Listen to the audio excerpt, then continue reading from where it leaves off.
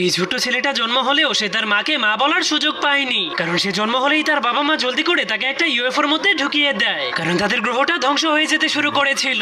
যার কারণে বাবা মা নিজেদের জীবনকে বিসর্জন দিয়ে তাদের একমাত্র ছেলেকে বাঁচার একটা সুযোগ করে দেয়। তখন সেই গ্রহটা ধ্বংস হয়ে গেলে ইউএফওটা বাচ্চাটাকে নিয়ে পৃথিবীর দিকে যেতে শুরু করে। ঠিক তখনই অন্য একটা গ্রহ থেকেও আরেকটা ইউএফও আসতে শুরু করে দেয়, কিন্তু দুর্ভাগ্যবশত সেই নীল বাচ্চাটার ইউএফওটা একটা উল্কা পাথরের সঙ্গে বাড়ি খেয়ে যায়, যার কারণে সেই বাচ্চাটা প্রচন্ড ব্যথা পেয়ে যায়। কিন্তু অন্যদিকে সেই দ্বিতীয় ইউএফওটা অনেক আধুনিক এবং শক্তিশালী ছিল, যার কারণে সেটার কোনো ক্ষয়ক্ষতি হয়নি। এরপর যখনই নীল বাচ্চাটার ইউএফওটা একটা সুন্দর রাজমহলের ভিতরে অবতরণ করতে যায়, তখনই সেই হলুদ ইউএফওটা এসে তাকে ধাক্কা মেরে একটা জেলখানার ভিতরে পাঠিয়ে দিয়ে নিজে সেই রাজমহলের মধ্যে ঢুকে যায়। তখন সেই বাচ্চাটা একদমই জানতো না যে সে বড় হয়ে পৃথিবীকে বাঁচানোর একজন সুপারম্যান হবে। এরপর জেলখানার একজন কয়েদি তাকে পালক নিয়ে তার নাম রাখে এলেন। অন্যদিকে সেই দ্বিতীয় ইউএফওতে আসা ছেলেটার নাম রাখা হয় সুপারম্যান, যাকে একটা ধনী পরিবার পালক নিয়ে নেয়। এলেন ছিল অনেক মেধাবী, ছোট থেকেই সে নানা ধরনের আবিষ্কার করতে অনেক পছন্দ করত।